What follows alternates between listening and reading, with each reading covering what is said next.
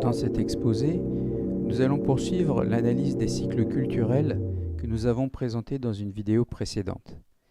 Nous allons cette fois nous intéresser à la dimension familiale des croyances et des valeurs morales. Pour commencer, nous devons considérer les différentes formes de relations qui existent entre l'individu, sa famille, son milieu culturel et les éléments extérieurs à sa culture. L'individu échange avec sa famille un très grand nombre d'émotions. Tout y passe, l'amour, la colère, la frustration, la joie, la tristesse. La manière dont fonctionne une famille sur la base de ses croyances religieuses et de ses valeurs morales conditionne le vécu de chacun des individus qui la composent. Et chaque individu agit aussi en retour sur sa famille en apportant parfois des conflits ou du réconfort. Et ces familles sont elles-mêmes des éléments qui font partie d'ensembles culturels plus vastes, où s'échangent des émotions au cours des fêtes, des mariages, des naissances, des enterrements, des victoires et des défaites militaires ou sportives. Les cultures ont un impact très fort sur la vie des familles, car elles orientent en particulier quelle est la position de la femme par rapport à l'homme, ou des aînés par rapport aux jeunes. Nombre de tensions familiales sont la conséquence des modèles culturels dans lesquels nous baignons. Et les cultures elles-mêmes réagissent à l'évolution de leur environnement. Par exemple, lorsqu'il y a des guerres et qu'il faut que les peuples fassent preuve d'une grande solidarité, ou quand il y a des périodes de prospérité et que les cultures évoluent au contraire vers la recherche d'une plus grande harmonie sociale, une plus grande justice sociale. En règle générale, plus un environnement est hostile, plus les cultures sont dans le repli identitaire, et plus l'environnement est favorable, plus les cultures s'ouvrent à la diversité et s'orientent vers la réduction des inégalités. Toutes ces expériences de vie mettent à l'épreuve des modes de fonctionnement et d'organisation soutenus par des valeurs morales. Des valeurs morales de type traditionnel, avec des valeurs de respect de l'ordre, ou des valeurs progressistes plus orientées vers le respect de la diversité, de la liberté et de l'individualisme.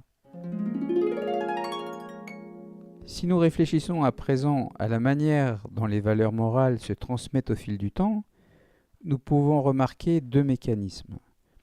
Le premier est celui de la transmission au sein de la famille, et l'autre, celui de la transmission à travers des ensembles sociaux tels que les associations, les partis politiques ou les églises et organisations religieuses. Nous avons tracé des flèches rouges pour représenter les valeurs traditionnelles et en vert celles des valeurs progressistes. Nous voyons qu'au sein des familles, il peut exister plusieurs systèmes de valeurs, et cela est évidemment encore plus vrai à l'échelle d'une culture. À présent, combinons nos deux schémas. Nous visualisons ainsi des échanges affectifs sur le plan horizontal et une transmission temporelle sur l'axe vertical, un héritage.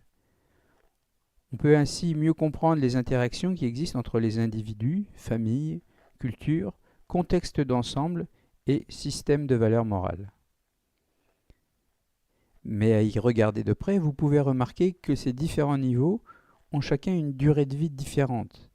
L'individu ne vit généralement pas plus d'une centaine d'années, les familles se transforment au fil des générations, et les cultures évoluent aussi au fil des révolutions sociales au cours des siècles, passant généralement de formes religieuses à des formes idéologiques laïques, puis à des sociétés dominées par des facteurs économiques, et enfin environnementaux pour les plus évolués. Du fait de ces durées de vie limitées et de longueur variable, les évolutions culturelles se transforment au gré de cycles de durée variable. On peut les représenter sous la forme d'un ensemble d'engrenages comme sur la figure que vous voyez à l'écran. Et pour finir, nous allons simplifier, nous allons représenter ces engrenages sous forme de cercles concentriques avec au centre l'individu, puis la famille, le cercle de la jeunesse, celui des masses populaires et celui des élites au pouvoir, qui chacun sont porteurs de différents systèmes de valeurs. Et si vous vous souvenez des cycles culturels que nous avons décrits dans une vidéo précédente, le moteur des évolutions est toujours une crise qui permet à un réformateur d'apporter un nouveau projet de société. Cette crise, en réalité, est toujours une crise personnelle, celle que vit un être humain. Tous les réformateurs des civilisations, prophètes, philosophes ou politiciens, ont sublimé des crises personnelles, des épreuves, des souffrances dont ils ont essayé de sortir en proposant de nouveaux modèles. Et très souvent, ces modèles contestaient la manière dont fonctionnait leur environnement le plus proche, celui de leur famille d'origine. C'est pourquoi la plupart des réformateurs ne se sont pas adressés à leur propre famille, mais à des cercles extérieurs. Les réformateurs se sont adressés à des publics extérieurs à leur cercle familial. On a coutume de dire que nul n'est prophète en son pays, et cela recouvre une réalité qui est donc assez logique. Cette dynamique générale permet de comprendre comment les frustrations individuelles aboutissent à des nouveaux modèles de société sous l'impulsion de personnalités réformatrices.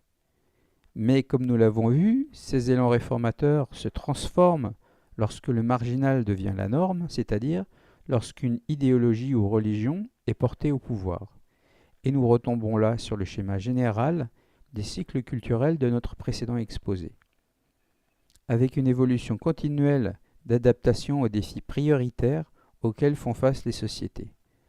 Tantôt tournées plutôt vers l'ordre, tantôt plutôt vers la liberté, sans qu'une issue finale ne se dessine encore aujourd'hui avec certitude.